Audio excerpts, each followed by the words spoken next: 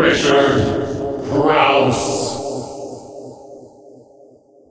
I wanted to start by asking you about a movie called The Tales of Hoffman. Yeah, okay. And this is a Michael Powell movie, and I heard that as a kid that you'd rent like a 16-millimeter copy almost every week. Is there any truth to that? Yes, it wasn't every week. It was whenever I could save enough allowance, though, to go. You know, in those days you had to, if you wanted to have a film on your dining room wall, you had to go rent not only the print, but a projector. So it was...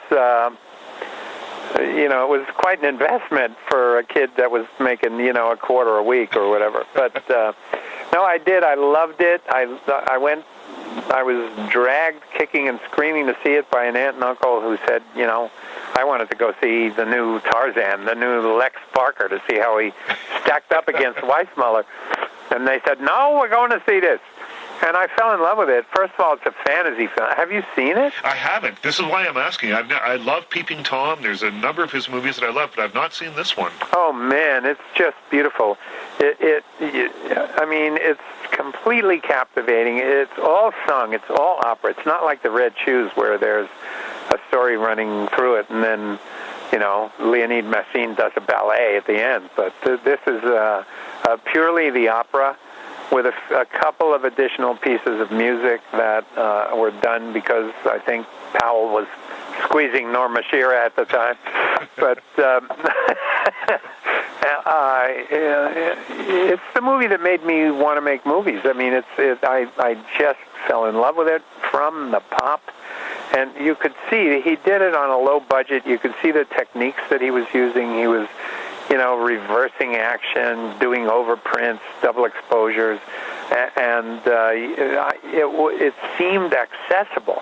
I mean, I think at that age, if I had seen Jurassic Park, I would have said, forget about it. I don't know how to do this dinosaur thing. But I could see how it was done, and it made it accessible to me, and it made me think that maybe someday I could do something like this. So were you watching it, or were you studying it? I was a little of both.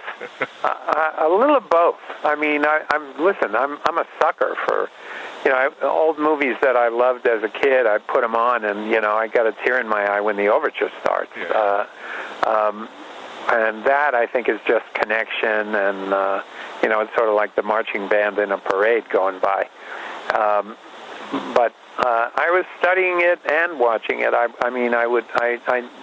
It's a movie that I still love. I still watch often. I had a chance to do a commentary track on the Criterion release, and Michael was he was my man. I mean, he was really my man. I got to meet him one time. He married Thelma Schumacher. Yeah, absolutely. Yeah, she's trying to have his films reissued and restored and things now to keep his legacy alive. Well, she's been talking about that forever, but I don't know what the market. I hope it works out. Yeah. Black Narcissus, boy, I haven't seen a. And actually, there's not a really complete, really great print of Hoffman. There are a couple of arias that are cut out, and I don't even know if this stuff exists anymore. Right. But, no, I wonder, when you met Michael Powell, I'll get to your new film. Don't worry about it. When you met Michael Powell, you must have people coming to you all the time and saying, your films inspired me to become a filmmaker. Did you do that to him, and do you understand what it's like when people come to you now? Did it make you, did your interaction with him sort of inform interactions later that you have with people? I think that I hope that it did.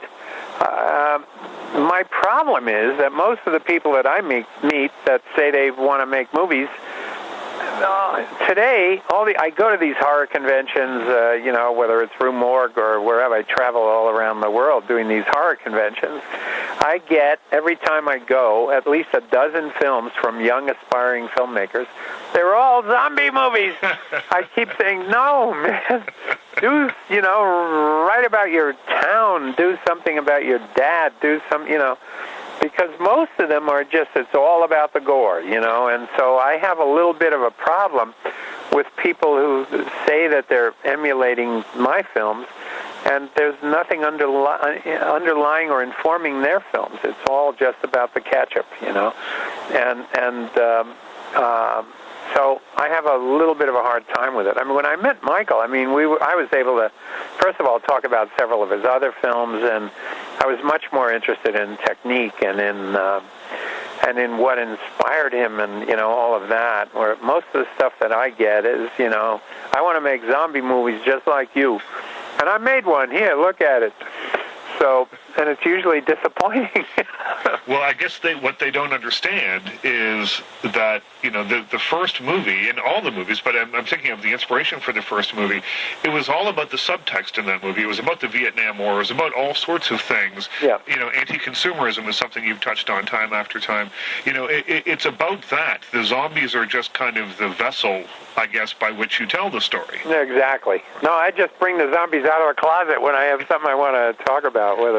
But no, that's exactly right, and it's so hard to tell people that. I mean, I think most of the people in the audience are either there to just take the ride or, watch the gore, chuckle at the gore, whatever, and don't particularly care. I shouldn't say that, because I've been very lucky in terms of people, journalists like yourself, who recognize what you just said, and that's very gratifying. But by and large, I don't think the public particularly cares about that, and it's very disappointing that more people that are working in fantasy today don't use it as a metaphor. I mean, it's just sort of.